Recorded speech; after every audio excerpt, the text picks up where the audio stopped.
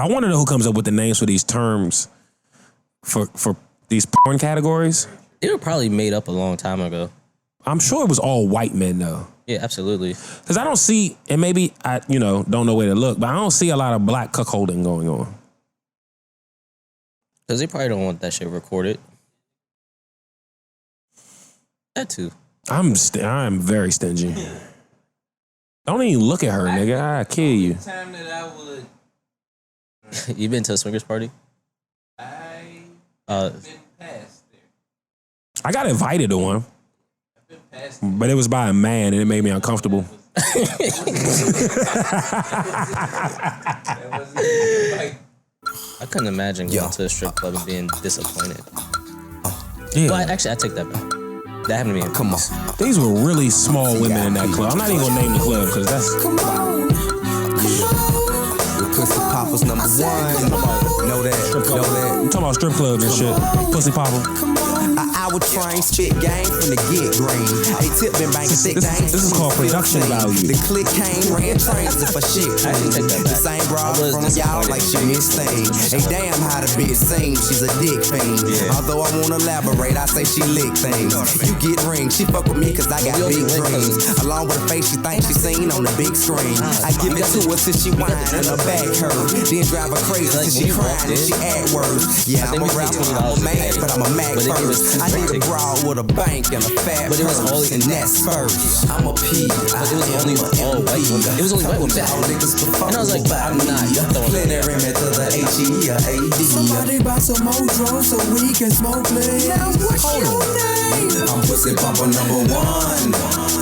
Yeah, I said, what's your name? Like, I don't know why white women strip. I have. Man trying to stop pimping like shooting BB gun at a freight train. So comparing us Very bad. to a great thing. My reputation's great, man. I got a great name. I hate lanes. I stay clean when I break dams. I like them smaller, bigger with a figure 8 frame. So if she fine, I bet she mine when I find time. Man, I ain't lying, mine dimes. I don't whine a dime. I clothesline hoes mine. I'm a gold mine. Hey, I'm the king of the South and the throne mine. I got the chrome and the Chevy and the bromine. Hey man, I'm young, but I've been doing it for a long time.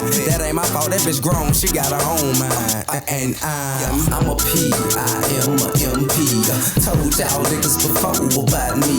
Plenary to the H-E-A-D. Somebody buy some more drugs so we can smoke, please. Now what's your name? I'm pussy popper number one. Yeah, I said, what's your name? I'm pussy popper number one. I bet some niggas think I cake her when I take her. Yes, sir. We right back at it. Yay, D.M.V. You know what time it is, none other than the BASSLINE podcast presented by TheEvrydywknd. I'm your host as always, Capo, feeling good, feeling great. To the left of me is none other than my brother and young Mitchell We Trust. What's good? How you living? I'm sensational, bro. I ain't even gonna hold you. I'm in a good mood. It's Monday. It's hot as a bitch. Mm-hmm. It's been hot as a bitch. It's been hot since Glow really said it's 95 degrees. Listen, Glow, we need to talk. Also, I think of this new era of women rappers. This wasn't even a planned statement, but Glow is the one I want to kick it with. Yeah. Like, I don't want to fuck or nothing. I just want to hang out with Glorilla. Nah, she seems like for a day or two. Yeah, she seems like a good. She seems fun. Yeah, like a good time. It seems like she's funny. Yeah. She's witty. And like she'll joke back with you. She's honest. Yeah. I fuck with Glow. Big Glow. You see the trend she started on? What's the trend? She said it's Moose Knuckle Mondays. Oh yeah, she got that motherfucking Galapagos. Now. I don't even know how that makes sense, but it does. She said it's Moose Knuckle Mondays. That shit was funny. Moose Knuckle Monday. I'm not mad at that. I'm. You know what? Sign me up. I'll be there. Cause I miss Titty Tuesday. It's still around. Is it? It's not as big as it used to be. About to say on the Jizzle. On Twitter, it is. Okay. I didn't know because I said just Jizzle. That's not what I meant. I meant Twitter. Yeah. Okay. So Titty Tuesday is still a thing, and Elon is calling all porn. So yeah, it's just like you can do whatever you want over here. Welcome. This is the BASSLINE podcast. I think this is episode 246-ish. I think I should make announcements. Today is July 8th. So today's the 8th, 9th, 10th. We're at the Pocket for Show Love. Nah, it's Fresh Produce. It's Fresh Produce, you're right. I wouldn't go that far. I got too much going on. Also, that term shouldn't be used for real.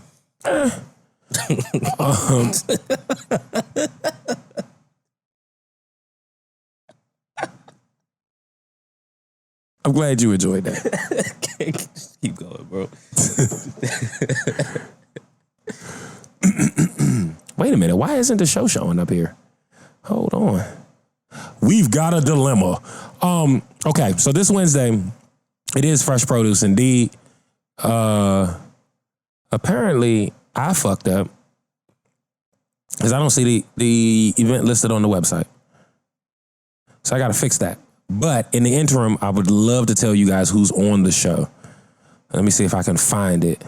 Nope. It's a dub.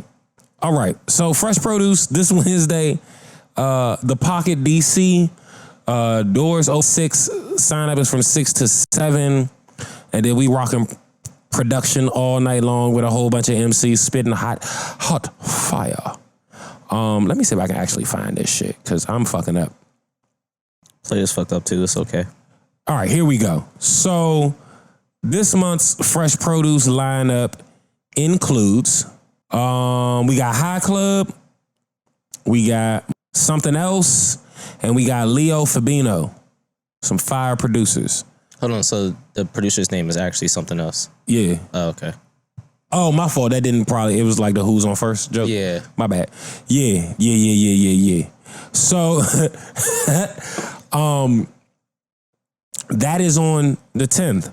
On the 11th, Thursday, like an old woman would say. Yeah. Gold Coast ENT and Open Gym USA present Dom Kennedy at the Howard Theater. If you have not grabbed tickets, I don't even know if they're still available because that thing was about gone the last I checked. I'm going to double check this link right now. There are still a few GA tickets left, but everything else is sold out. All the seating is sold out. So everything in the balcony, all of the booths, that's gone. So all you got left is a GA ticket. There are a few left. Doors is at 7. Show starts at 8. Dom Kennedy at the Howard Theater. And there's a couple special guests popping up. Gotcha. I was about to ask if there's openers, but there'll be special guests. There shall be. And then what else we got? After the 11th. That Monday, July 15th, we right back at the Pocket for Show Love, featuring Ramsey Renee, Born Supreme, and R23, Tiana the Queen, and Brascious Monk. Or Brascious? I think it's Brascious Monk. does he play a brass instrument? I hope so. I don't know, though. I would actually be very disappointed if he doesn't play a brass. That nigga needs to bring a full brass band. He needs to bring DuPont brass with him. At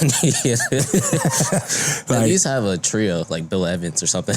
Hey, yo, you going crazy, cuz. You ready for topics? Yeah. All right. So we can start with either, not to start. So I have three main topics. Mm-hmm. We'll start with one of the first two. Okay. We can either start with Busta Rhymes cursing the crowd out at Essence Fest or the Not Like Us video. Start with Busta Rhymes. Busta Bus. So Why was he cursing niggas out? I'm about to tell you. So Busta Rhymes curses out Essence Fest crowd for sitting down and being on their phones. Says, let's get back to interacting like humans. So apparently he was one of the first acts, which obviously means the show got off to a rocky start, right? So the show is at the Superdome in New Orleans. For those who aren't aware, Busta Rhymes has been rapping for 30-something years. And if you know anything about Busta, you know his only competition in a versus would be Missy Elliott. I don't want to see a versus with either of them that ain't them going at it. Mm-hmm. That's the only way that should happen, right? They still do those. They're coming back because they're leaving Triller. Triller killed Versus. I don't think I would want to watch it now. I would watch it. I think because you could go outside now. I mean, yeah, but we're not going to get a Missy and Busta tour. Yeah, because Missy's on tour right now. You get my point. So, Busta was frustrated with, like, kind of the crowd engagement piece, right? So this is what he had to say. Hey, yo, fuck them camera phones, too. Let's get back to interacting like humans. Put them weird-ass devices down. I ain't from that era. Them shits don't control the soul. Fuck your phone. Excuse me, gentlemen. Thank you very much. I will point every last one of y'all out until y'all asses is up. 33 years of doing this shit, I ain't used to niggas sitting down at my show. I don't give a fuck. All age groups, get your ass up now. I see you, beautiful queen. Get up too. You sound like Dr. Umar. Fuck going on? Everybody up top too. Get your big head asses up. Anyway, can you rewind that a little bit? What's going on? Everybody up top too. Get your big head asses up. Oh, you said big head asses. I thought he's like, You thought he said bitch head? yeah. That doesn't even make sense. Yeah, that's why it's funny. He's old enough so they can combine this. It's because this is my first time in New Orleans at the fucking 30-year anniversary of the Essence Festival. This my first time. This my brother's first time. And it's my other brother's first time. That's right. Make me feel like we home. Hey, yo. Y'all was at Rock the Mantle. You want to turn it up? Say turn it up. Say turn it up. So, I point this out not because I think Busta's wilding, right? Mm-hmm. Got some valid points. Very valid points. But it was like a month and a half ago, Method Man said he not doing Summer Jam no more. Mm-hmm. The age disparity, right? It's becoming an issue at these, again, 20 and 30 year long running shows, right? So for me, it's pointing to a gap where you have quality performances by legacy acts, right? Who aren't as popular these days, right? But the younger acts who are popular don't sell tickets. Yeah. And then also, you also have to realize that for the Essence Fest, that's generally geared towards the older demographic. In theory. Yeah. And so, but I've noticed in the past few years, like a lot of people my age are going because they want to go see the headliner for the Essence Fest, like SWV or I forgot. Well, I know SWV was one of the headliners this year, but or Victoria Monet and Janet Jackson. They want to go see that, and so even though Busta is a legend, he's on super early. They not getting there early enough to see Busta Rhymes. But that's the other problem, right? Yeah, it was packed. It was packed. It was packed. You said it was an opener though. Yeah, but this is the Essence Fest. It's not no middle of the mall shit. Mm-hmm. So like they was in there. So okay, I gave. No, that's unacceptable. Nah, it's New Orleans. They drunk at 10 a.m. So hold on, let me show you. This my first time. This my brother's first. Look at the crowd. It ain't a little bit of people in there. All right, you got it.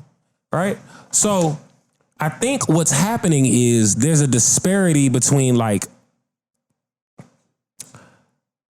production value and show quality. Mm-hmm.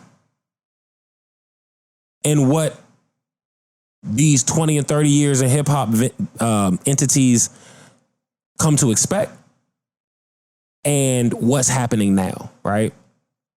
So like, for instance, if we were talking about somebody new and popping, right? Boss Man D-Lo, right? Mm-hmm. He did a show at Howard. couple weeks ago, maybe a month ago. The average age in that joint had to be like 15. They not coming to Essence Fest. Correct. Right? So you can't get the internet churning with Busta per se. Mm-hmm. But the younger acts, this audience don't want to see. And a lot of those acts can't perform at the level they need to at a show like this. Correct. Right? So there's this gap where like,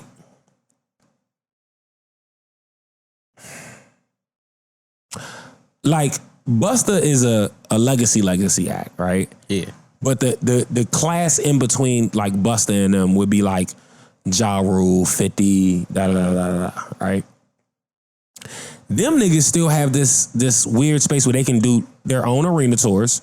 Okay. They can headline or pop out at a lot of the Coachellas, the Rolling Louds.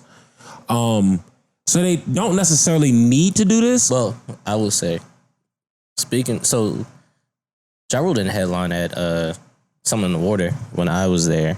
They had him on a smaller stage in the cut with Ashanti, which is kind of confusing to me, but that was just to your point of saying that they could headline like arena tours. I don't think Ja Rule could headline an arena tour. He could probably do the anthem. Wait. Why do you think Ja Rule couldn't headline an arena tour? Because of that? And has he done it recently? Am I missing something? No. But I could say he'll do. Do you consider? I'll say you do the anthem. Yeah. What I'm saying That's is not Cap One. That's not arena. But I think if Ja Rule and Ashanti went out on tour, they could do arenas. I'll say anthem or MGM. Okay. I'm not mad at you. But I just think there's a disparity. No, I agree with you. 100%. And there's this gap of people like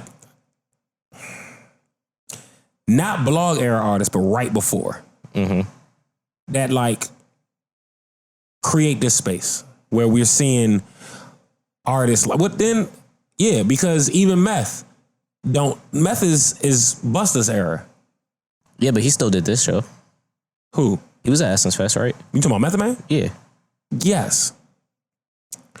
I don't know how he was received. I don't know what the audience did. I don't know if he's more okay with a lackluster reception because of what happened at Summer Jam. I think he had a better response because more women are attracted to him.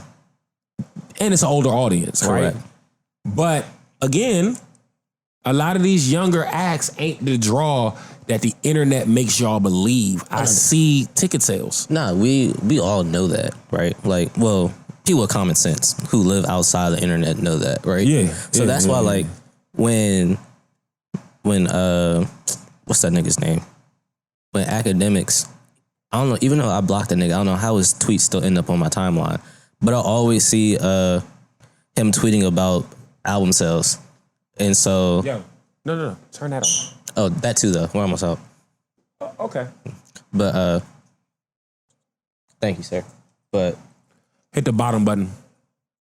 But yeah, like, album sales are... Put your one leg up. I be feeling bad for John sometimes because like the jokes just never stop. Like they never will. Yeah, they never will either. I'm gonna make jokes at that nigga funeral. Cause who am I to not be true to our relationship at this point? Yeah. Say what? I want you to like pull out a piece of paper to make it seem like you're about to be serious. No, I'm gonna write my speech in the way John talks. In Morse code. Yeah. Nope. But yeah, nah. But back to my point. The internet, that shit is not real. It's just not real. Because like it'd be like, you're like, oh man, this nigga's popping. Just cause he got like 100,000 views on YouTube in like a week, which is dope. Which is good Congratulations. numbers. Yeah. Good numbers. Nobody's gonna see that nigga live. It's, you know what it is? It's Ice Spice. I'll go further with that. Ice Spice is garbage musically. Yeah, it's not that good. But the industry has decided to present her in a way where it looks like she's winning. She had a good performance at Broccoli City. I enjoyed it. Sir, Ice Spice is garbage. Her music's not good. I'm there with you, 100%. Yes. But when she performed, it was good. Why was it good? Because her cheeks was out? No, I'm not. And the crowd wasn't excited? I'm not attracted to Ice Spice. But she just had high energy. Like, the crowd was, like, engaging. And I was like, oh, she's doing her thing. I mean, I don't understand what more you want from her in that situation. I mean, I guess you can perform bad music well. Yeah. That's exactly what she was doing. Yeah, I don't care. I don't. Her fucking BET Awards performance was trash. You still watch award shows? No, I watched the performances. Oh. I'm not watching an award show. I don't give a fuck who won. Because you niggas be lying. But but nah, like, I just see so many of these young acts. Sukihana, another one. It's not connecting the way y'all are portraying it on the internet. Because they be buying shit. Bruh. We just booked Sukihana and canceled her ass. No, I'm saying they be buying, like, views and shit. And, like, paying for blog posts and doing all that shit. So they have to make it look like it's better than it is because niggas are paying for it. Yeah. And you niggas aren't slick. Also, I think it's also about who's behind you. Correct. So, like, if I'm not mistaken, did she go to trial yet? Who? Sukihana. I don't think so. Hold on. Go to trial for the cocaine. Okay. Yeah. So I'm not wrong. So let me see who Ice Spice is with. They said Sukihana's supposed to be selling pussy, not cocaine. That's true too. That was funny. So Ice Spice is with 10K Projects / Capitol Records / Dolo Entertainment Inc. under exclusive license to UMG. That's a lot. Right? So you got all these niggas in the box. She not making no money. For this flat round face woman. And I don't get it. I hope she does a little yachty. Yeah, she needs to just disappear. Nah, go do something else. I just think she looks like Annie, but black. Right. Yeah, Annie. Look up Annie, the movie. Okay. So my point was that Ice Spice is with all them people, right? Mm-hmm. You know who Sexy Red is with? Nah. Gamma. You know who runs Gamma? That's the Larry Jackson. Yeah, we talked about that before, right? Right. That's my point. Mm-hmm. So you see the difference in, like, manipulated engagement and, like, doubling down. Yeah. Right? So it's just very weird to me that, like, y'all are still trying to convince me that we supposed to like Ice Spice. My thing is, I don't really, now that you think about it, now that I think about it, I really don't be seeing Ice Spice shit anymore. And, like, I did have her muted, so that may play a role into it. But even if you have some shit muted, it's still I never mute celebrities. I mute people I know. Nah, I mute. If it's some shit I don't want to see, I'm muting it. That's how you protect your peace. Well, you can only mute people you follow. No, you can mute words.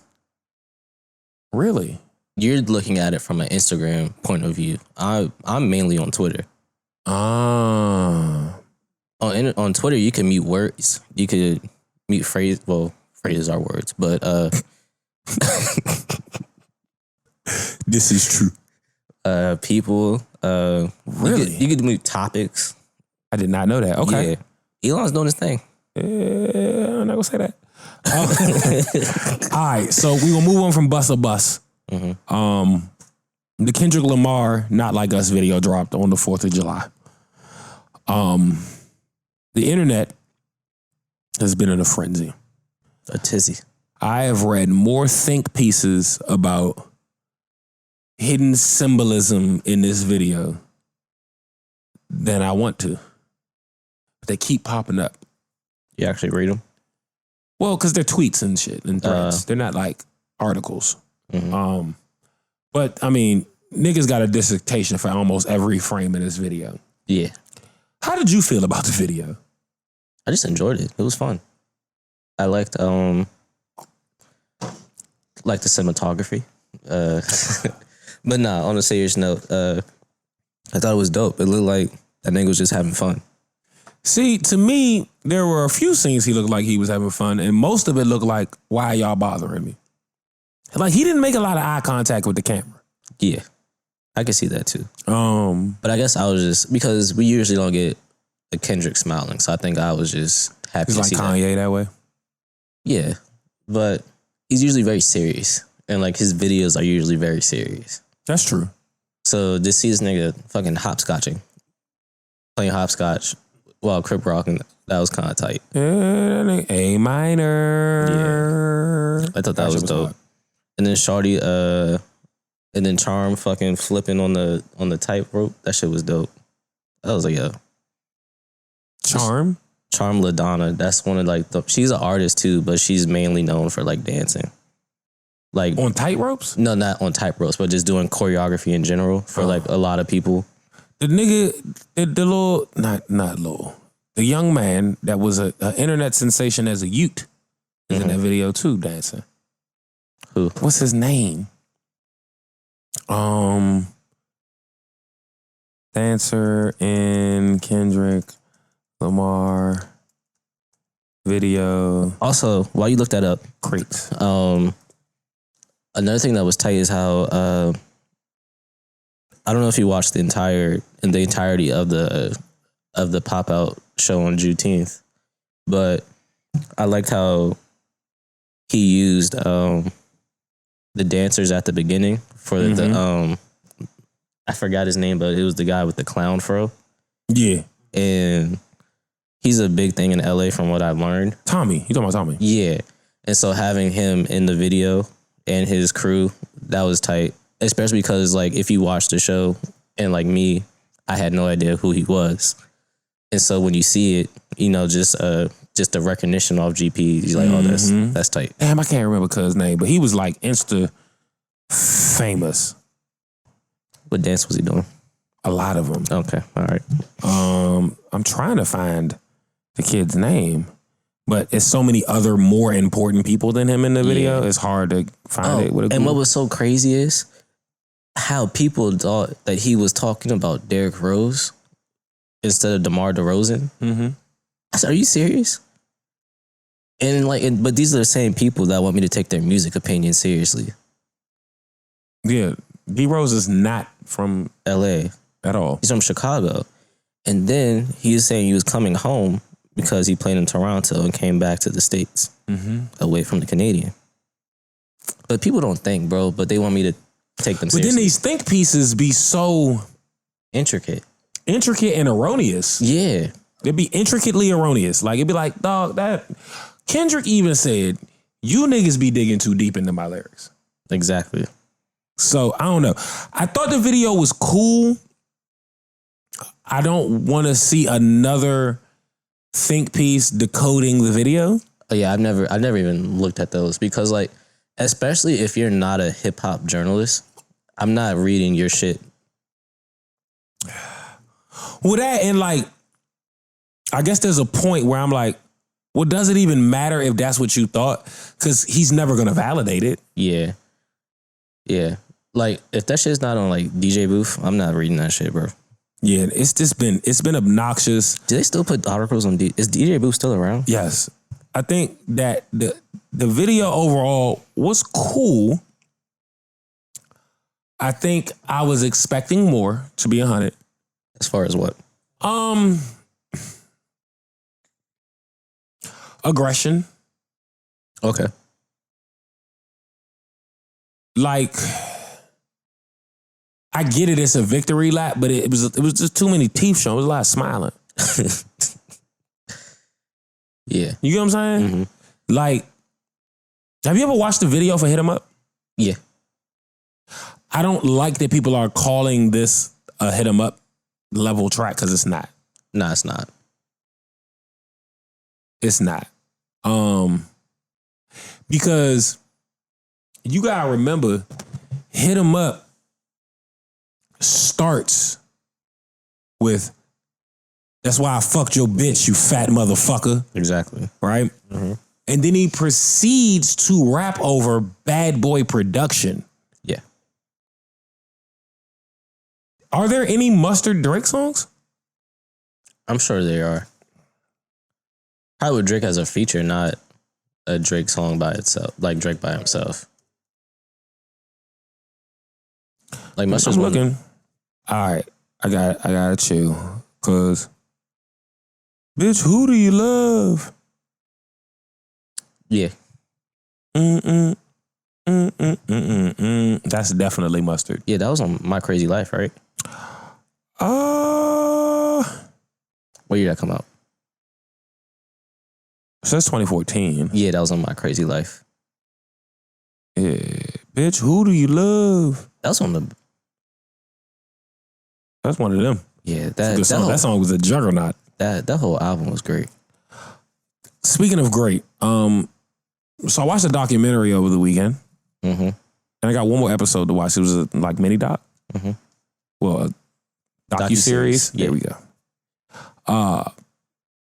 So the film was called "The Man with 1,000 Kids." It's a gentleman named Jonathan Jacob Meijer, Meijer. I thought you were going to say Jingleheimer Schmidt. No. So he's like from the Netherlands, and he's not fucking these people. He's donating sperm. Okay. So watching this, right? Here's my thought process, right? I go into it, I'm like, 1,000 kids, that's crazy.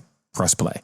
Right? That was a very simple starting point, right? I was like, 1,000, Jesus Christ, 100 would be insane. 10 is crazy. This nigga added a lot of zeros. All right, let me see what's going on, right? There's a lot of zeros after that 9. You hear me? So I press play, and the first one is all the victims, right? And it's lesbian couples, and the man's semen isn't strong enough, couples, all that kind of shit, right? Single women. And they're talking about their search, their medical history up to finding someone, all of that, right? And so, how do I say this? The man he looks like a Viking. He's got long, curly, blonde hair past his shoulders, blue eyes, very square jawline. So I guess a lot of people would want that prototype, right? So as I'm watching it, I learned that in the Netherlands, you can only donate sperm that leads to a baby. You can basically, your sperm can only lead to 25 babies max, right? Which I didn't think about it, right? One, I've never been in this position. My semen works, so like I've never been in a position to even research this, right? Yeah. So I didn't even think about the repercussions of someone having 25 babies, right? So he's registered on like all the Netherlands sites that are doing semen distribution, right? Then he's registered on international joints. It gets worse, but he's also doing private semen delivery. On the dark web? A little bit, right? All the while, no, you gotta wait. All the while, he's running a YouTube channel when he's traveling around the world talking about cryptocurrency. Oh, the funny money. So he got funny money and hilarious semen. Like, his semen's working. Right? So they got hip to him in the Netherlands, right? But at the point that they got hip to him in the Netherlands, he had roughly 150 babies there. Accounted for through these websites. Not the ones where he's talking to these women directly and giving them semen. And not even the international database. Then it got to international, right? This nigga was pulling up on bitches at the mall and nutting in a cup in the bathroom and handing it to him. You ain't doing that shit for free. But hold on, wait. He's whipping his dick out in public. This nigga is jerking off in a stall. He needs to be on that list. It's a nasty man. Disgusting. So no one knows how many kids he has. And the documentary dropped top of the month. Mm-hmm. He is threatening to sue Netflix over the film. So it says, Jonathan Jacob Maher, the subject of The Man with 1,000 Kids, recently posted a YouTube video in which he threatened to sue Netflix for slander. The Dutch YouTuber has also told various media outlets that he felt misrepresented by the docuseries, which is currently the site's #1 show. Did he participate in like any interviews or anything? He wasn't in it. But because he's on YouTube, they had plenty of footage of him. Exactly. And a fucking Viking. Yeah.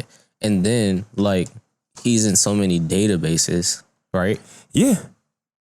That he's in there is a site that is the #1 international semen distributor. He's on there. Yeah. Yeah, Nah, and then like if you already are known to have 150 kids, that's enough right there to make a whole docuseries out of. And that's the ones that they know about. Like you said, he was going to fucking bathroom stalls and getting his rocks off and then handing them in a cup. That's, first of all, if you're getting handed semen in a cup, like he probably was using like a fucking McDonald's cup. No. The way they portrayed it, he was doing it with, good shit. Like the real like samples from the doctor's office joints. That's cool. That's crazy. How does he have access to this stuff?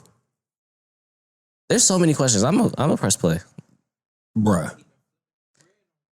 He been flipping his semen. Nah, it ain't crypto because that funny money was down for a long time.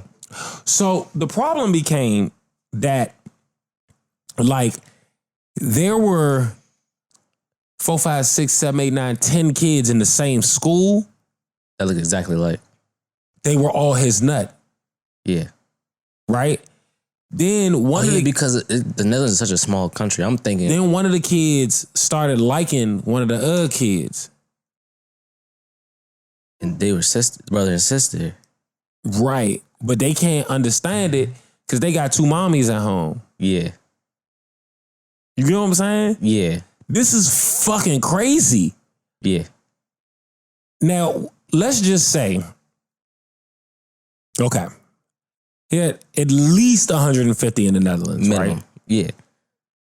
Because of his YouTube channel, you can trace what other countries he's been to. Mm-hmm. He's been to a lot of countries. Yeah. A lot of, like he's been all over Europe. He's been to the US. He's been to Canada. He's been to Mexico. He's been to South America. Russia. Like, this man is a semen kingpin. Bro, there's only 17 million people in the Netherlands. Having 150 of them is insane. That's what's documented. That doesn't count the semen that he delivered off the books. Also, I wonder how much semen goes for. I don't. Because I'm a fucking factory. That's all I'm saying. Not that I want a bunch of capos running around. I don't think that's good for anybody. Nah, the world would flip upside down if there was multiple use. There's 2 of me right now. Yeah, and we're hanging on by a thread. Yeah, because the nugget be on niggas' ass. She not playing. So more than 150 parents of his kids connected online through Facebook. There's a Facebook group for the parents of children that his semen is involved in. The Netherlands is only 16,000 square miles. That's crazy. So you're right. There has to have been cases where like there's like these kids are running into each other. Like multiple. There's 150 documented. There's probably an extra 50 to 100 undocumented cases because they bought the shit illegally. So he said in this interview, he chose not to participate in the Man with 1,000 Kids because it was not in the best interest of the donor children.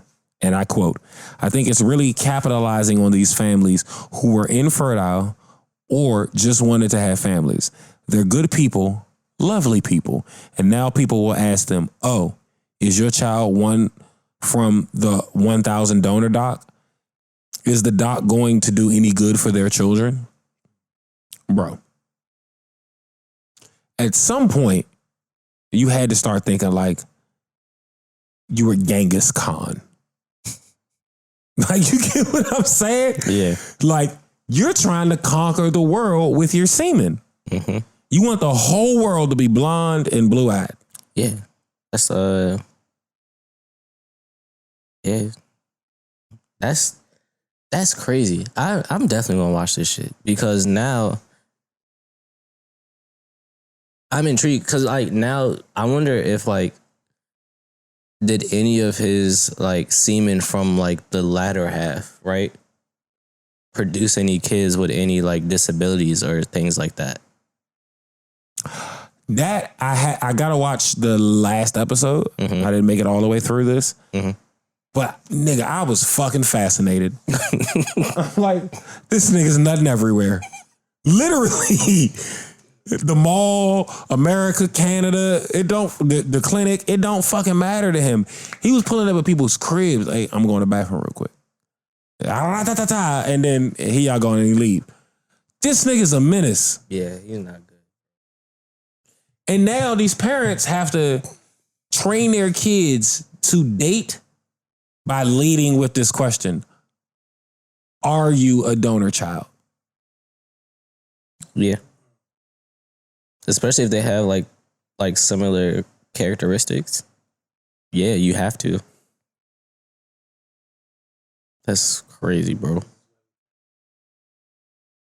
This is crazy. But also, right, you know how they have that phrase that like the longer you're together with somebody, the more you start to look alike? Mm-hmm. Part of that is we are slightly attracted to our reflection if we have anything positive to say about ourselves, right? Because it's a familiarity thing. It's not even like an attraction per se. Mm-hmm. So imagine you out. It is 1,000 Morgans running around. Ugh. You see what I'm saying? This is nasty work. Ugh. You get what I'm saying? Yeah. Not one, 1,000 of them. Yeah. And you only know Morgan. Yeah. And it's even crazy because we look exactly alike. I know. Every time your sister pops up on my feed trying to be cute, I'll be like, Tim, cut it out. And I scroll past that shit. You play basketball. Nobody care about you in this skirt. You look like Tim in a skirt. It's disgusting. That's funny. The only difference is you got longer hair than her, which is also another fucking anomaly. That's what my father says all the time. When I started growing my hair, like chill times, my nigga. When I started growing my hair out, she just cut hers. And so she was like, he was really sat us down. I was like, y'all want to tell me something? Yeah, nah, that nigga's ridiculous. But yeah, nah, I would, if I saw 1,000 of my sisters running around somewhere, I would just go home, bro. I would just be like, I shouldn't be here. This doesn't feel right. So wait, he told a publication that he has closer to 600 kids. So he's copping, let's just say, we'll take 100 off. Let's say he's copping the 500 people he created, right? A fertility fraud activist has them closer to 3,000. How do you get into the game of being a fertility fraud activist? I don't know. But he apparently stopped nutting in cups in 2019. You could have made an extra bag in the pandemic. Oh, the pandemic would have went crazy. This is premium semen. We know it works. I got 600 use cases. He probably could have actually got some actual cheeks in the pandemic. Okay. To that point, right? Mm-hmm. Let's say 5 years from now, right? Mm-hmm. Youthful Mitchell, now middle-aged Mitchell, wants to have a kid, and you find out that your soldiers march to the beat of their own drum. Mm-hmm. Would you, one, explore external semen? That's the first question. No. So your wife wants a kid, you want a kid, your semen don't march. You gonna take that from both of y'all? Honestly, I don't know. This is a very deep thought question that I have never even thought about once. Mm-hmm. I like it. I don't know, bro. I really don't know. I don't have an answer for you today. I really don't. Because I've never once thought about sperm donor shit. Okay. Nigga, I don't know. I really don't know. I don't have an answer. Because now it's none of either of you. Right. It's just some random nigga in the house. Yeah. I don't know. I legitimately do not have an answer to this question, right? Okay. Because then the second question was like, would you want her to receive nut from a syringe, or would you just let the nigga cuckold you one night? It definitely gonna be the cuckold situation. It's a single cup. Nah. Singular cup. Because what if it don't work that time? They're like ovulation calendars and shit. Yeah. All right. All right. But then that also goes in the inverse. What if she has to get a surrogate? Mother? Yeah. Okay. Fair. I don't know. Would you fuck the surrogate, or would you nut in the cup for the surrogate? Because here's my thing, right? Follow me. Mm-hmm. We're gonna assume that the woman that you decide to be with and have kids with is attractive to you, right? And we got this fertile bitch over here that look like Shrek. One, would you nut in the cup to get a kid out of Shrek? I don't want a kid that bad, bro. I like it. I really don't. I don't want a kid that bad. I don't think you're there yet. I think once you crack 30. Because the thing is, he likes to only deal in extremes, right? Because why could no? Because Fiona's not good looking either, bro. Fifi? Nah. I mean, but Shrek and Fiona. Shrek encompasses Fiona. They're one. They're married. They're one. They're on one accord. But yeah, no. I don't know. I really have never even thought about this situation until you said something 5 minutes ago. That's tight. Just like Fiona. And or Shrek. What's next, bro? Let's get up out here. Okay, you have no answers for me. This is amazing. I really don't, because that's a really serious question. I know. Usually your questions that you pose like this, joke time. They don't mean nothing. I mean, I'm still on joke time. I know you are. But like now, you have me really thinking about some shit like this, because I've never thought of. These are serious questions. No, like people have asked me, like, "Yo, Aaliyah is my child will be 15 in a month." I know that's crazy, right? Right? I met her. She was in a car seat. Yeah, like facing the wrong way, not even the front facing joint. So my child will be 15 next month, right? And niggas be like, "But your girl's younger than you. She don't have no kids. Would you have another kid?" Am I absolutely interested in having another kid? No, because my parenting experience has been atrocious. right? But that's also due to co-parenting, right? Not because of the child. It's because absolutely not. I'm just because you said atrocious. I'm just putting that out there. It's not. I Because said co-parenting experience. I didn't say. I missed the code. Yeah.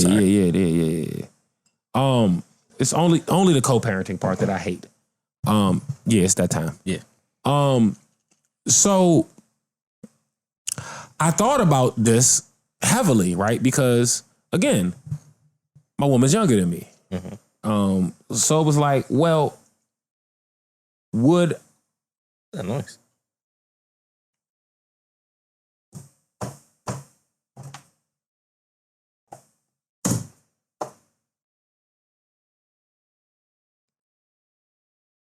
It's only in there, but it's cool.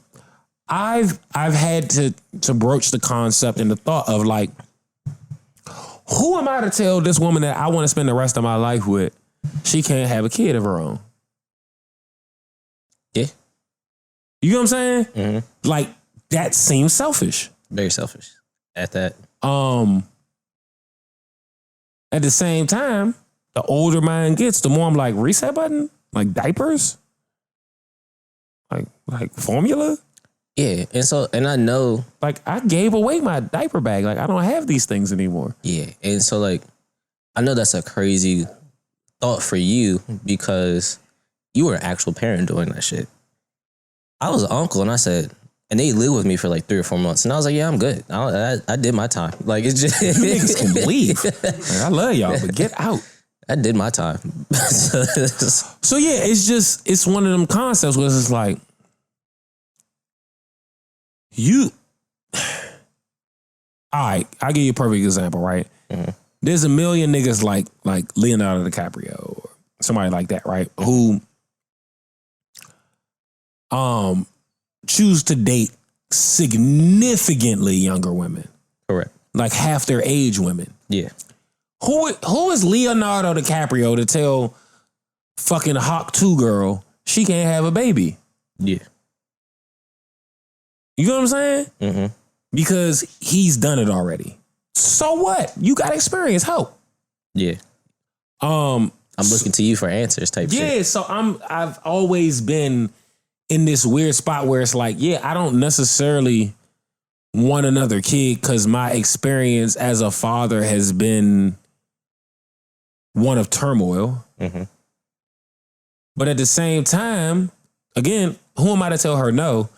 Also, on something like that. Also, like, who's to say that experience is going to be the same? Correct. I highly doubt it would be. And why would I deny myself the opportunity to have a much more positive parenting experience with a co-parent? Not, again, none of this is about my current child or the children in general. You know what I'm saying? Yeah. Not my current child, my only child. Because current is like I'm going to dispose of her and get a new one. Yeah. That's not what's happening. That sounds crazy. But you know what I'm saying? And like, I don't ever want to say nothing crazy about the person that gave me Lil Biddle. My child is the GOAT. Because she texted me a stutter. Yeah. And I was like, you one of them. You are different.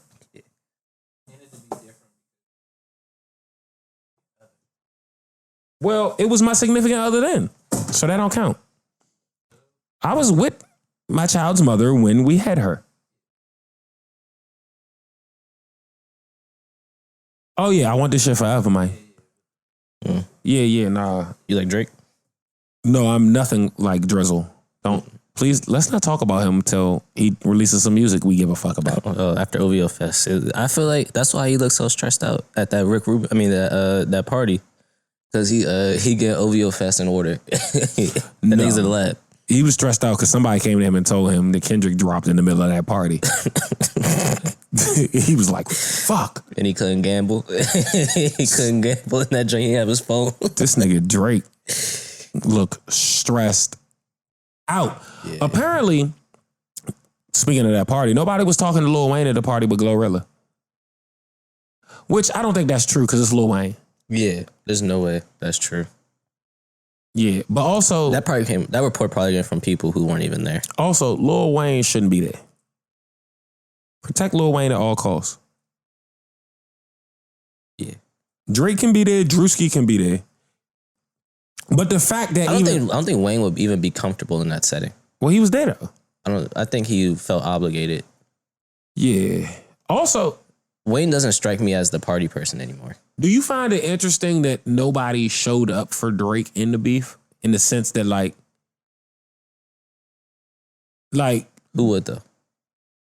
well, in theory, at the minimum, it would be like Wayne and Nicki.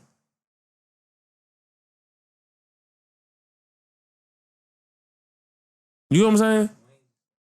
Wayne don't want no problem. Right, but Wayne is staying out of it. Fair. But in that dynamic, right? Wayne is top. Correct. Top showed up for Kendrick. Yeah. You know what I mean? And Nicki is Q or J-Rock. Yeah. Label mates, both had meteoric rises, one behind the other. Yeah. None of that has happened. Yeah. But Nicki be Cut it out. stop it. Nicki be fighting her own demons. So I don't know if I really want her to show up with me. Nah, you're not wrong. And then Wayne just on his zen. I don't care about nothing. I'm just here making music, going on shows. Hopefully get this Hot Boys tour together. He ain't got time. They was looking real shaky at the Essence Fest, but that ain't the topic right now. Yeah, they ain't practiced, that's all. Yeah. First of all, we live. It's that time, Brody. It's Monday. What you got for me? For the people. It's not just for me. Yeah, something different this time around. Oh, Shabernacle. The project is called Night Before Service. Okay. A project by an artist, I hope I'm pronouncing this right, Rahim. Raahim. I'm going to say it's Raheem. Raheem? It could be. He looks like a Raheem by the picture. That's a nigga? Yeah. So the cover art is a woman. Okay, I was about to say, that's a nigga? This is his title profile. Oh, that's a man. Yeah, it's a man. It's a man. Yeah. Interesting. So when I first came across this it was on my title suggested. Okay. And I was like, I like this cover art. So I usually on Fridays when music drops and you go through the title suggested, I usually always pick one. There's like, I'm gonna just try this. I like just based off the cover art. Okay. And when I clicked on it and saw it was only 3 songs, I was like, yeah, I'm definitely gonna give this a try. But what I found interesting is that it went back to doing the whole, this is a single, but it has 3 tracks. I don't understand that. I don't get it either. And what's crazy about it is, it's listed as a single, like you said, right? But the name of the single is not the name of any of the tracks on the project. Correct. Interesting. So I don't understand how that works. This is like a so what it is it's like a maxi single. So back in the day, when you bought singles, they would come with other songs. Okay. So that's why you would have like those vinyls where it'll be just for this song, and then on the B side it'll be like a track or 2 else. Yes. Okay.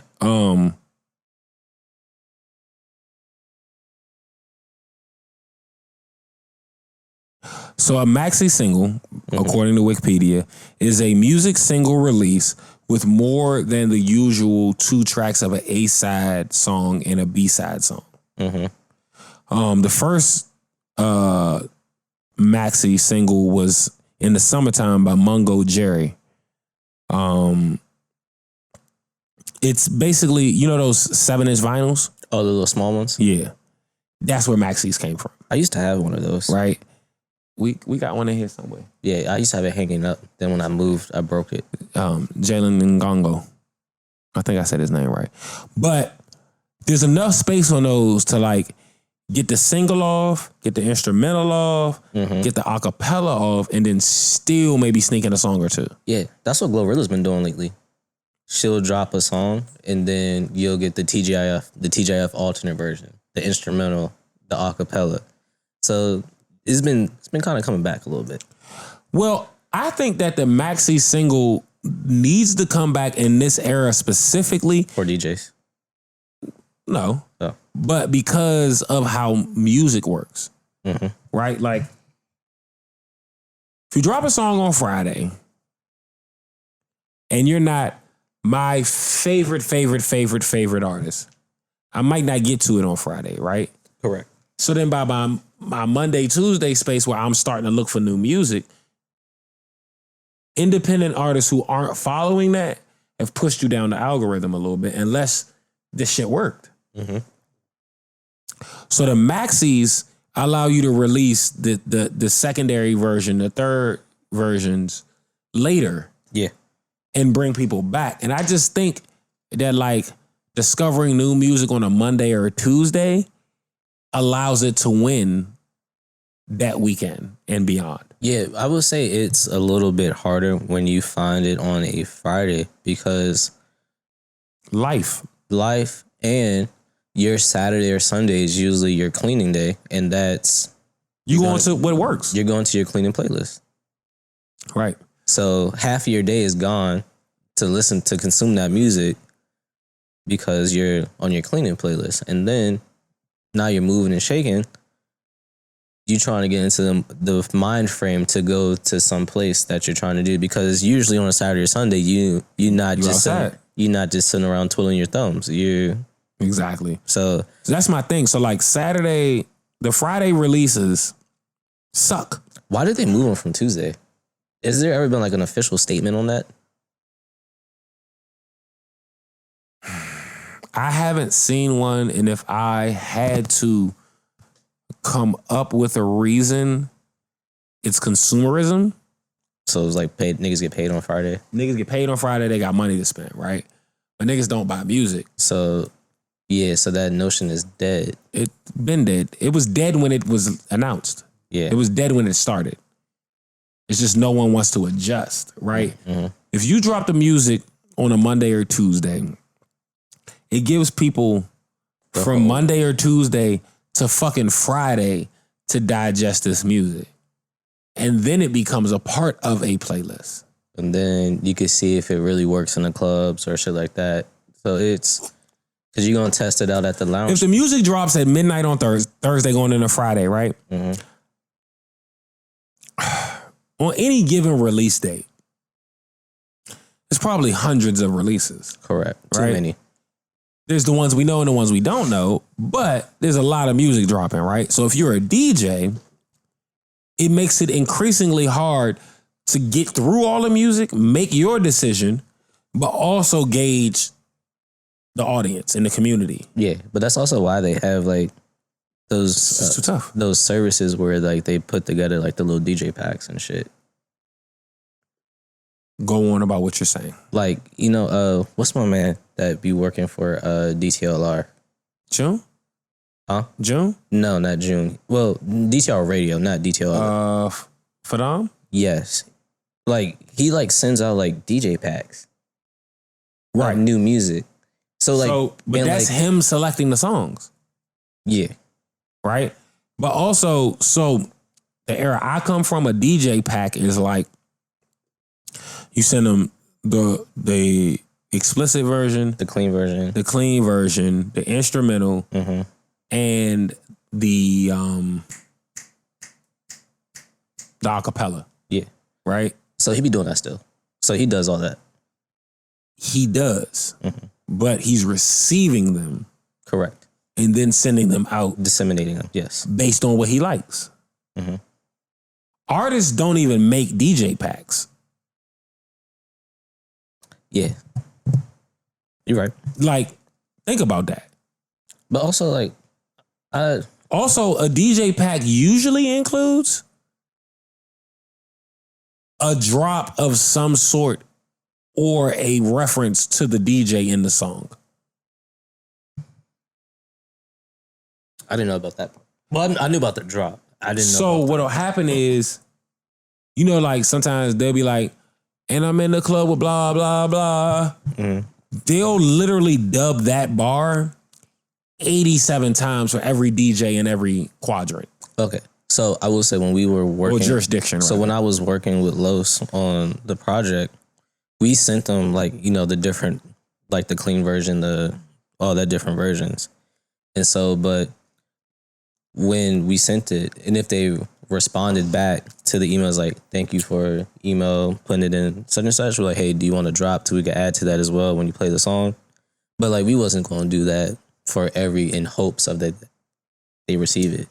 Right, which is fair. Mm-hmm. But also, specifically, if you're not at the tier, right? Yeah. It's a sales point for them to play the song. To do it. Mm-hmm. Right? So if it's like,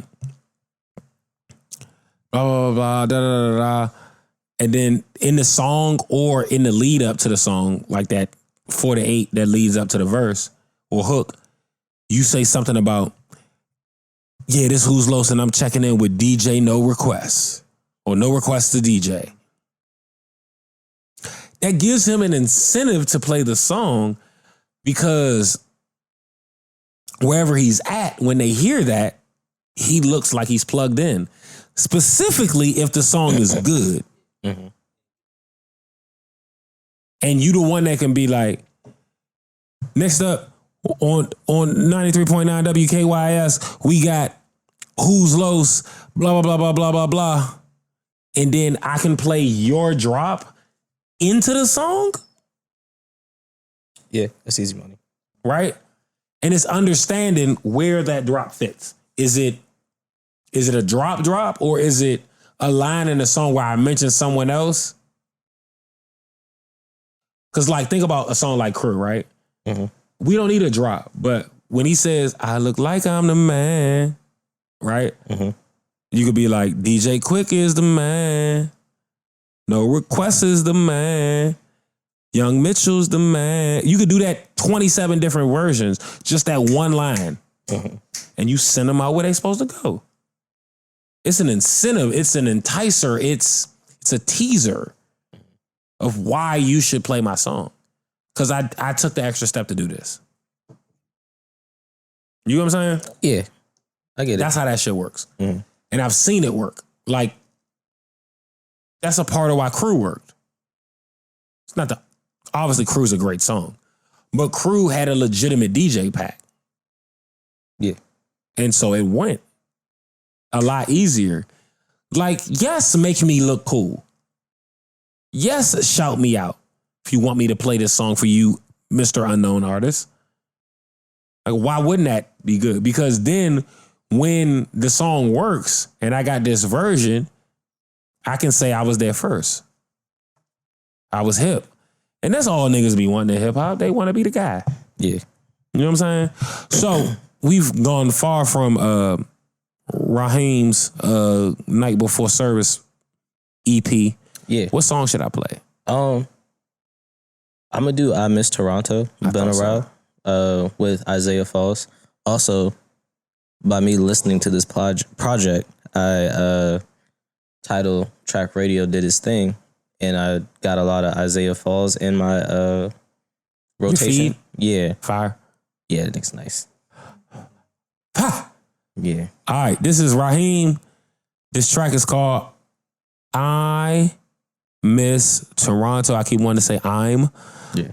And it's in parentheses, it says been a while. This is featuring Isaiah Falls off the project Night Before Service. Let's get right to it.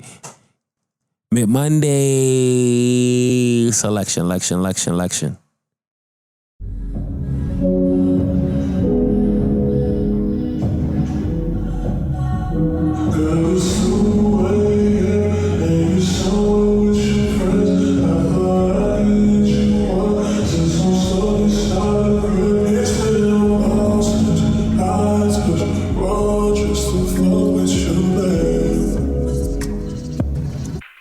Who are these niggas? You couldn't even wait a little. You couldn't even fake a little. I left home and you started to change a little. I left home and you started to fade a little. First of all, we live. I don't think it's hard to answer when I call you, but I still never found you. Guess I taught you how.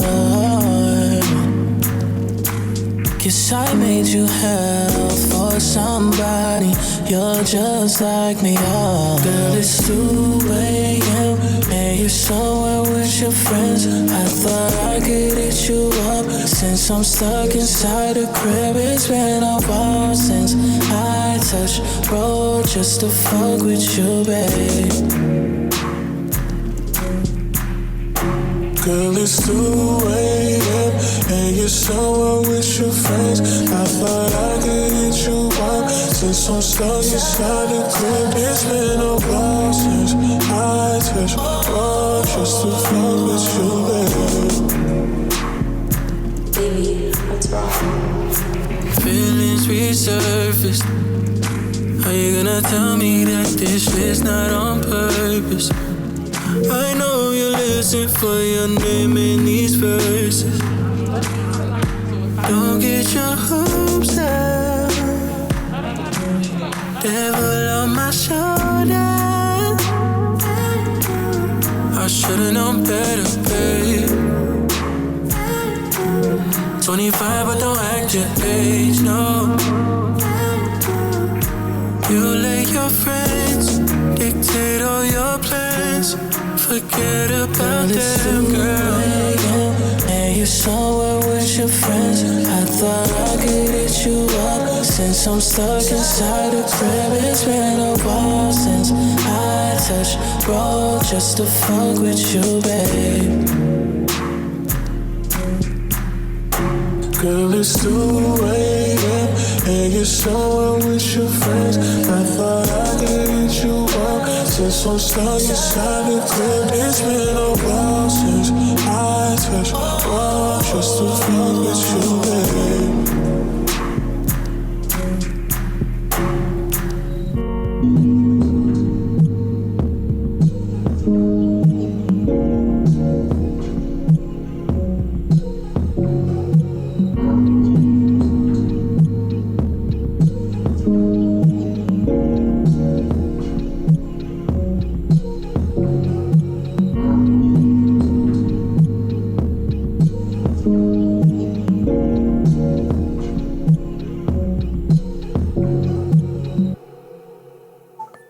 Yes, Sirski.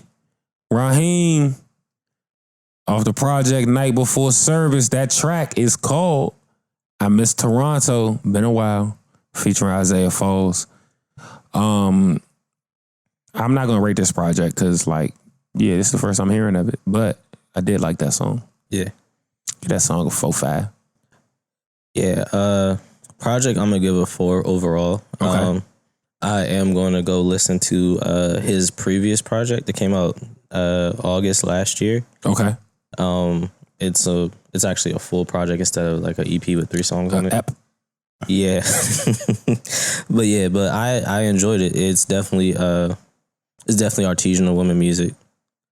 But yeah, 4 overall for that. Okay. I'm sorry, I'm looking at some woman's pre-release and I like the cover art because she's on it. Yeah. I'm going to get out of there. That's always good. I'm going to get out of there. All right. So, should I go have a bar? Yeah. I think it's that time. Let's switch soundboards and hit the number 4. You only get half a bar. First of all, we live. All right, so let me see what I got at half a bar because I think I was on some bullshit. I ain't gonna lie to you. So first up, in half a bar, it's been reported that Shaquille O'Neal is helping the Hawk 2 girl with her viral fame, and the report says that TMZ saw the two recently in Nashville, and that the Hawk 2 girl made a cameo during Shaq's DJ set at a club owned by John Bon Jovi, which makes it, weird. Yeah. But apparently he's been trying to provide her free game. No, it ain't free. So that she can capitalize on her fame. I have looked at the photos from their encounter. And Shaq has on his nasty man eyes in every photo. He's eyeballing her down in one. He's doing this one. Nah. In one to the camera while he's sitting next to her and her friend. How red were his eyes? Were his eyes? Michael Jordanish. They're kind of yellow. He was on that. But he's wearing a striped polo. So like you know what type of time he on. Yeah. With the top button open, a striped polo with the top button open. I'm trying to pull my dick out. When have you worn a striped polo with the top button open and didn't want to pull your dick out? I don't think I've ever done that. That's what I'm saying.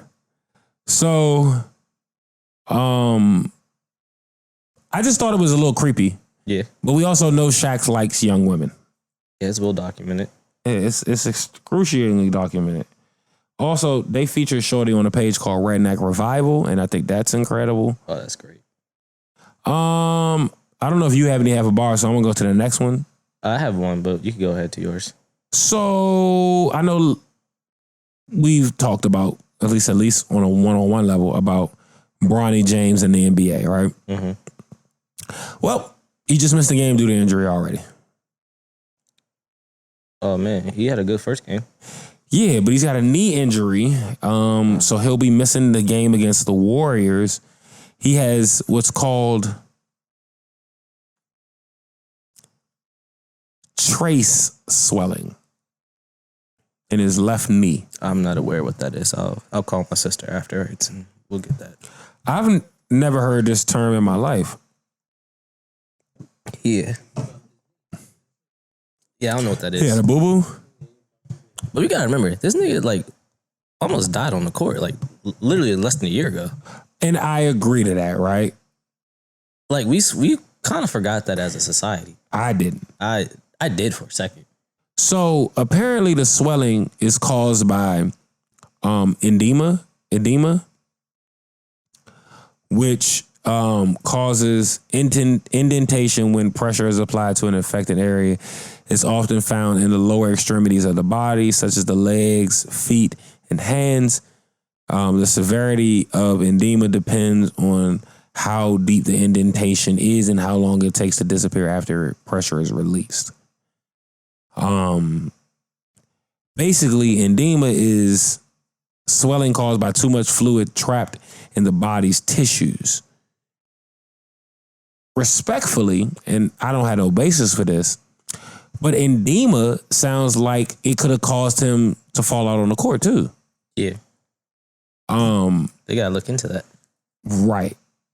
And it's not edema, it's edema. EDEMA. Edema. Gotcha.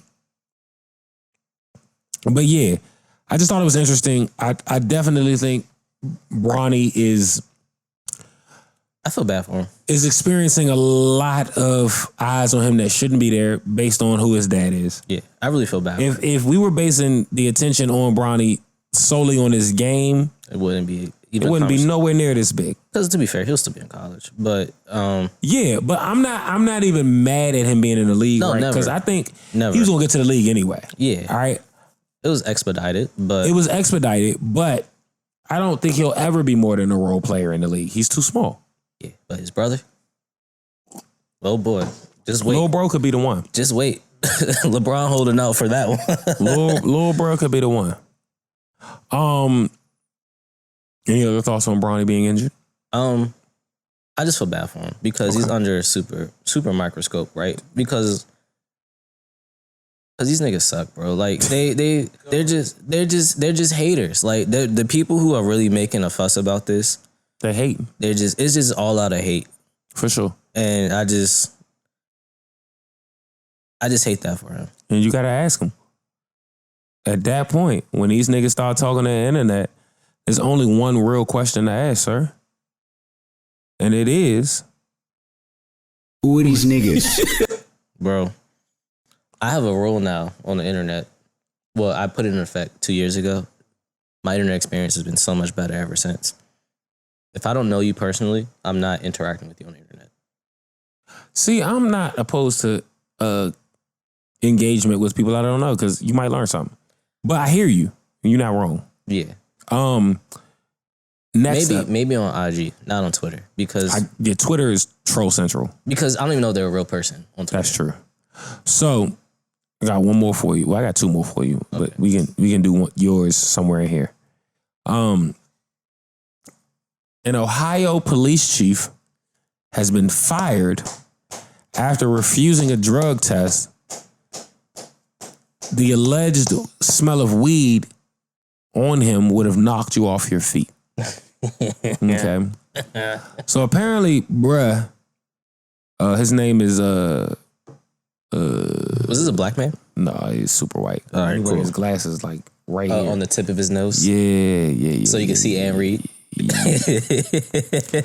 So I'm gonna read a little bit of this to you. So a police chief in Ohio has been canned after declining to take a drug test spurred by what was alleged to be the strong smell of marijuana inside the department's headquarters.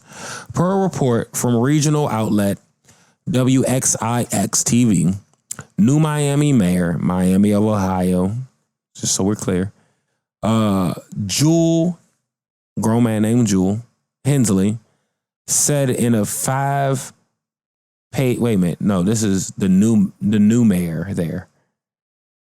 His name's not that. So the new mayor in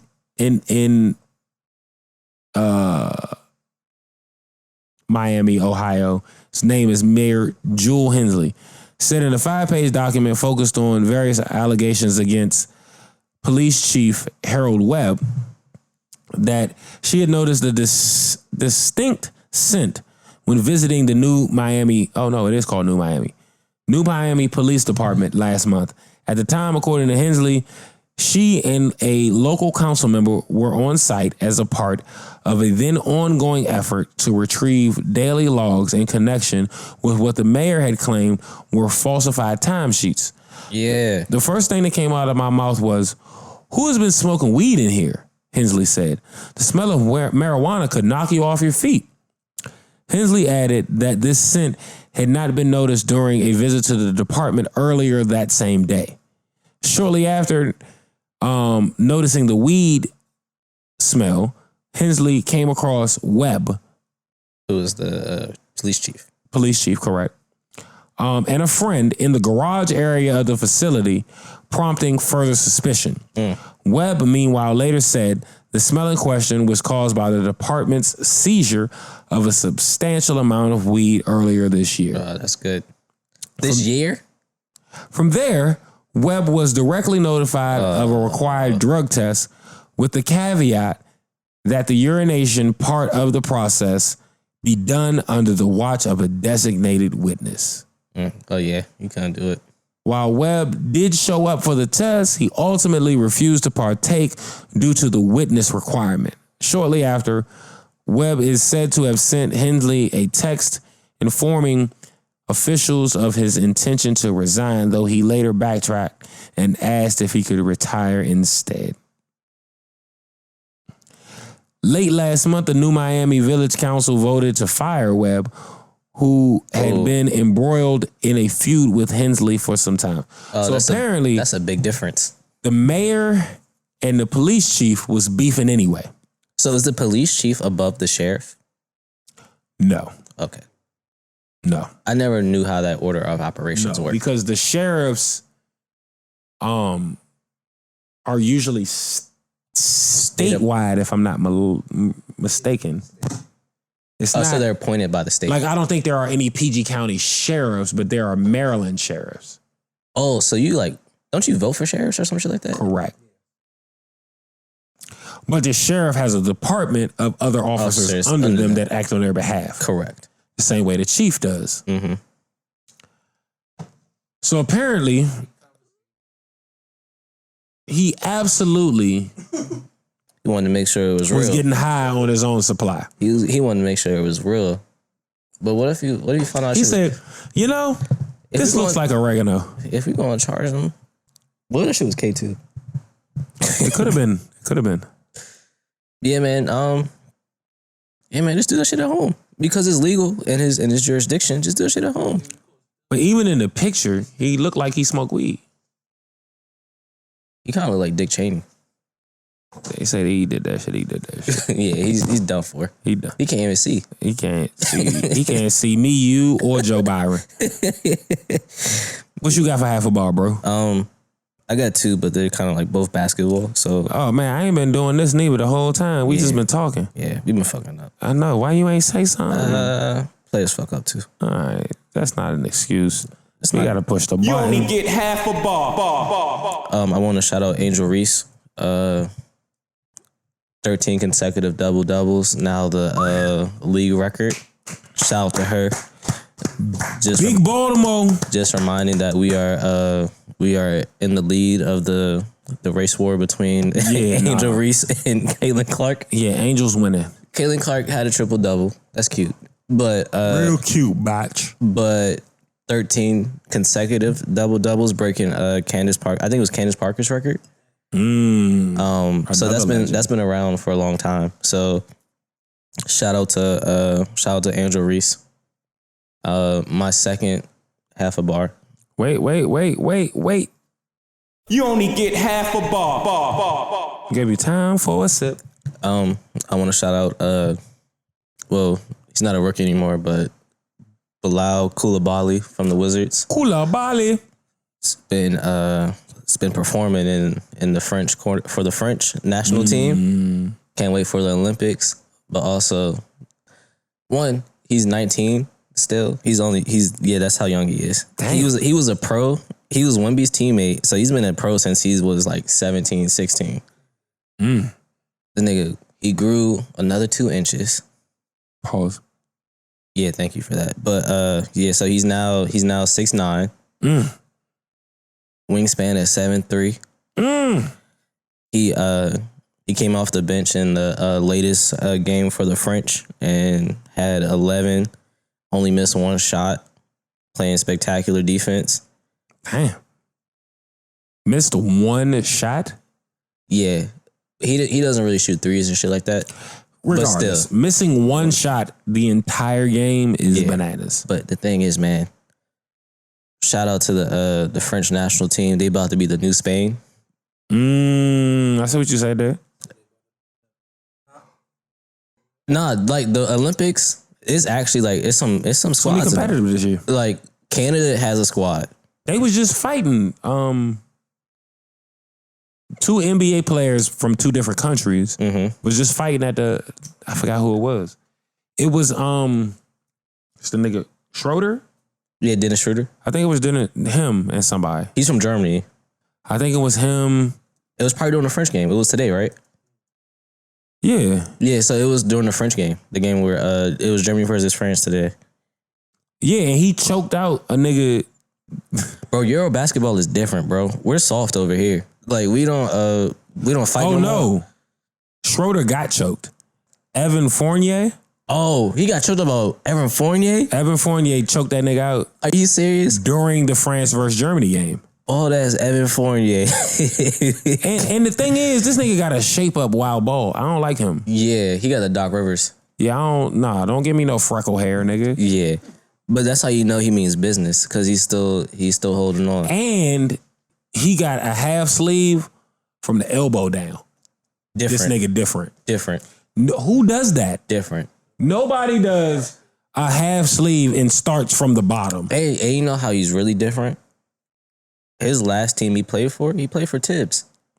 This nigga's different. He's different. But yeah, the French national team is a problem. Germany's a problem. Canada, they're dangerous. Because you got Jamal Murray, SGA, Canada, Van Vliet, RJ Barrett, Andrew Wiggins. Yeah. Like they have a squad. It's a little hoopathon over there. That's why all the niggas who didn't play for the US in the FIBA joint, they was like, nah, we can't go out like this in the Olympics. So that's why KD playing, that's why LeBron playing, like that's why all these niggas playing, because like, nah, we still gotta show y'all we the best. But y'all had y'all fun. Yes, I agree. Speaking of, yeah, that's all my half a bar. Black baloncesto. I'd like to talk about Nike releasing several basketball shoes over the last few months that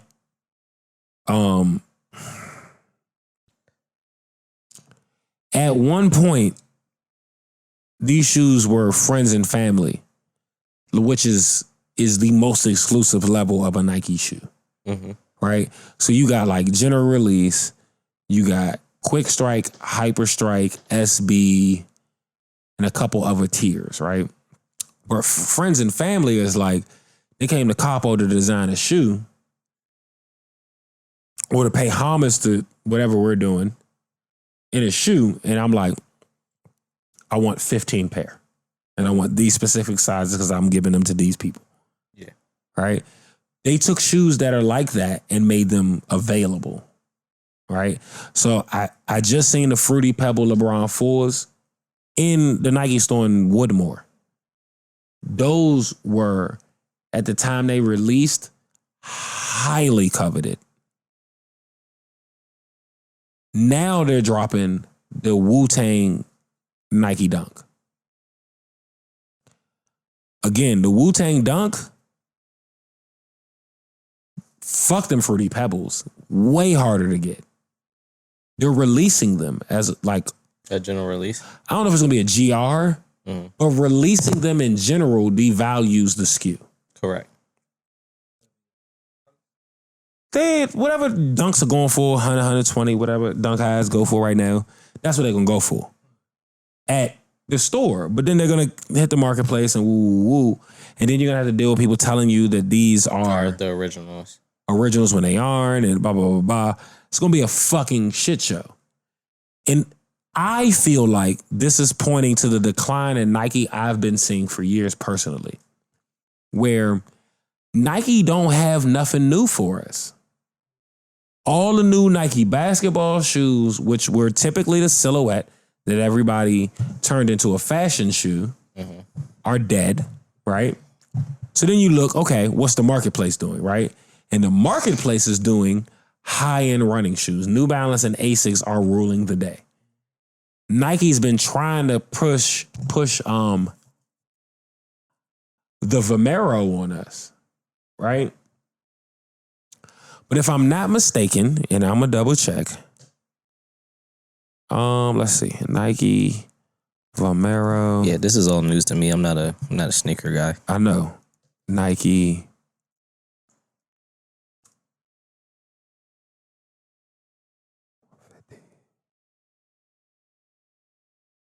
So the Vomeros are now going for $160 retail, and the Nike Pegasus is going for $150. $150 for a Peg. That's a lot. For a Pegasus? They were always that much? That's their retail price. I mean, but I remember them being lower. I remember that name. So the thing is, the Pegasus, I've never been able to really put my finger on what's the pinnacle of Nike running the way I can with Asics or New Balance, right? Yeah. So like Asics, it was always the Kayano. And everything was downstream from there. New Balance, it was usually like the 2000, the 2002s, some shit like that, right? Yeah. But even a 990, 993, whatever, was a pretty high-end running shoe.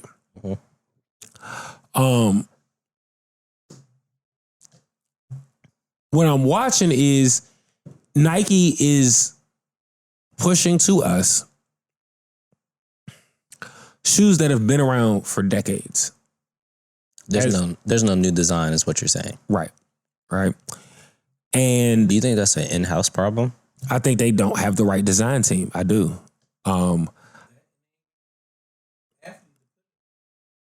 They can have whatever athlete they want.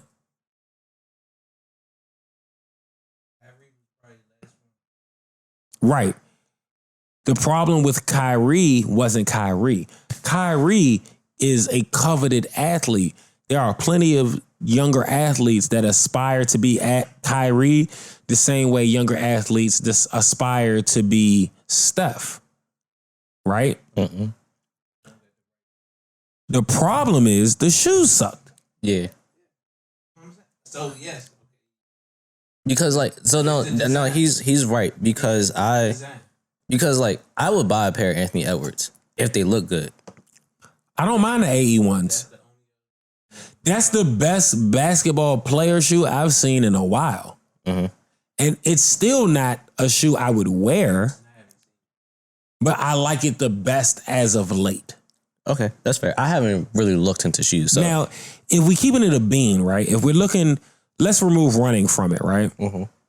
Let's look at Nike basketball because that's what really blew up sneaker culture in general. Yes, the bread and butter. Right? It really isn't. It shouldn't be because they're a running company. Mm-hmm. But if we look at Nike basketball, I'd say 70% of the player silhouettes look the same. Yeah. Fuck it being trash, right? Most of them are, though. You can look at a KD, a PG, the old Kyries. All of them shoes are the same silhouette. Like, it doesn't matter what color I put on it or whatever. If you're just looking at the shape of the shoe, it's the same shoe. Yeah. So y'all, and then what they did was to further limit the differentiation, all of these shoes from those particular players in specific are a lower cut shoe, right? Not mid. They're low. They're like at best a cross trainer height. Yeah, I think the last high top KD was a KD5. But they also, the design execution on these shoes has moved away from material choices and texture choices like suede, nubuck, mesh, those things, leather, to almost like plastic with paint on it or dyed plastic or whatever. So the shoes not only don't look as good from a functionality getting fly standpoint, but they also won't stand up to wear and tear. AKA Zion busting through the shoe. That's funny. Because now we say that because even though I had my KD since they was in high school, I was in high school, so they probably shouldn't be that good anyway. But like when we was hooping on Sunday, the bottoms on both of my shoes just came off.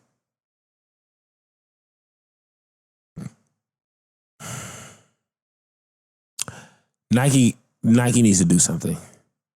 Because to be fair, right?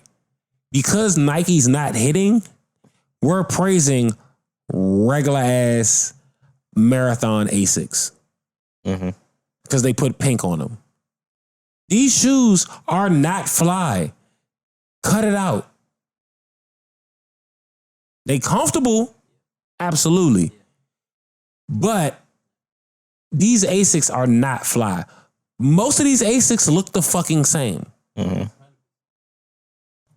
Yeah, I say New Balance is at the top right now. New Balance has been at the top since the 550s drop.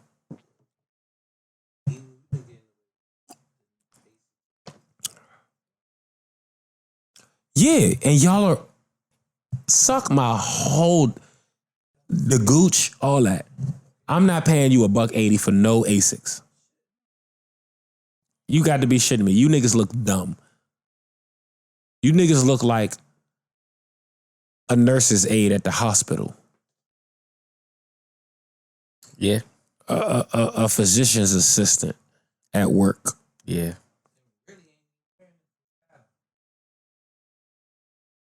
I just hate it. I hate it all. Was that my last half a bar? I think so. Yes, that was.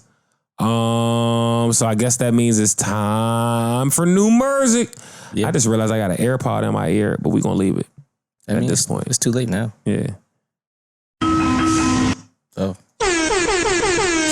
Wrong button. What's going First of all, on we today? I live. have girthy fingers. Oh, don't tell me about your fingers, but Well, you said what happened. I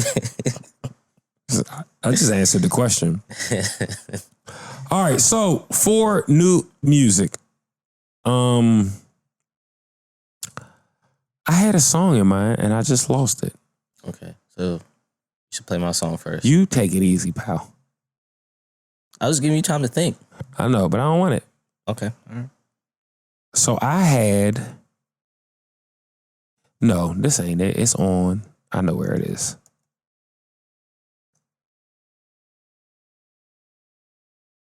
I want to play. Yeah, bitch. I want to play something off of the new Lucky Day album. So Lucky Day has a new project out. Whoever animated this album, I would like to fight. Yeah, I didn't like it either. The album cover animation is trash. But I want to play a song off the project featuring Grammy Award winner Teddy Swims. It's called Blame. That's hilarious. I listened to that today. Let's get to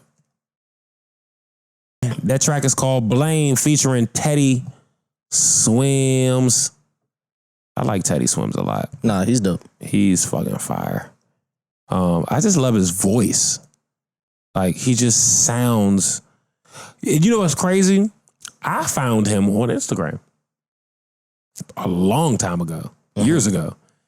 And I was like, niggas are going to think I'm crazy. I'm going to keep this to myself. So I never really said nothing about him, but I've been fucking with Cuz. I was like, white boy face tats, that voice, I'm in. He's fire. Yeah, no, he's dope. All right, so what you got for new music, Playboy? Victoria, Megan Thee Stallion featuring Victoria Megan. Well, Victor Megan. Yeah, Megan Thee Stallion featuring Victoria Monet. Song is entitled "Spin." I finally finished the Megan album this week. Okay, so yeah, go ahead. I finally finished the Megan album. It's just 18 songs, bro. I know. Would you hit Megan? Absolutely. That's interesting. Why? Because I don't know that I would. I definitely would have to be drunk. Nah, she got it. Like, figure-wise, I like it. But I liked her thicker better than the skinny version. Okay. And true. I don't, never mind. We'll move on. Yeah, I like thicker Meg. But anyway, so this is a song. It's by Megan Thee Stallion. Featuring Victoria Monet. It's called Spin. Yes. Like you. I'm just saying some real, man. You know, are you gripping when she's gobble, squabble, squabble, giving the shoot up, do ya, I do. Yeah. That nigga's in menace. All right, that was Megan Thee Stallion off her new album, Megan. That track is called Spin, featuring Victoria Monet. That was a Young Mitchell selection. Young Mitchell, can I tell you something? What can you tell me? That production was super mid. But those women held it down. I can agree with that. You said you can? I can, yes. The production was just like, it's there. So it's technically music. But like, they did such a good job with like delivery and cadences and all of that, harmonies, the whole nine, that I got halfway into the song before I realized how mid the production was. It was just like, well, this is very boring production. Yeah, nothing really stood out. But yeah, what really got me to that song was Victoria Monet's hook. That was the first selling point. I can dig it. And then when I went back and listened, I was like, oh, Meg talking her shit. Nah, for sure. Yeah. Like, again, not a bad song. Mm-hmm. I just was like, well, this is it? I didn't think that the bars were deserving of such a mediocre beat, if that makes sense. Yeah, so you want a better production. Yeah. 100%. All right. Do we have anything else to tell these people before we get the fuck up out of here? I don't. I don't either, but I am hungry. So we're gonna make this expeditious. Hello, Lucky Star. Nah, I'm gonna take my ass and I got food. We got food at home. I don't. I ate on mine. I'm gonna leak music because I can.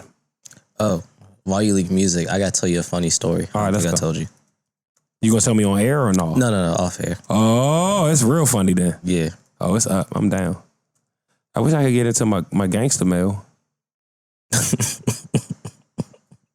don't know why. I've heard you call it that shit so many times, but it's still funny. Cause like, who else gets gangster mail? I don't receive gangster mail. I do. Cause my inbox consists of rappers and people claiming to kill people. I don't know. Yeah.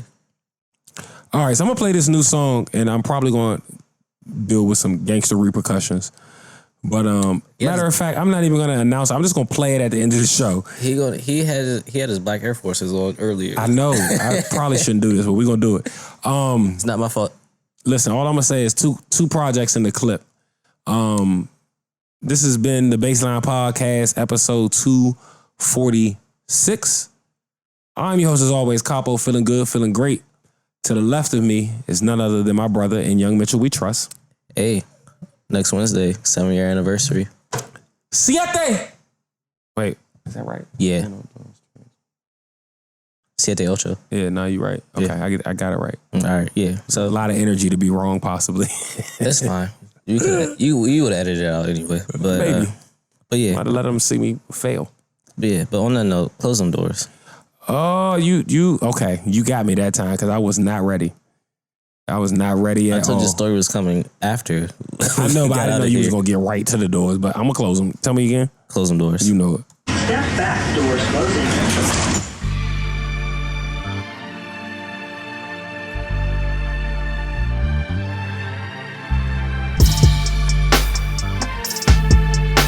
First of all, we live.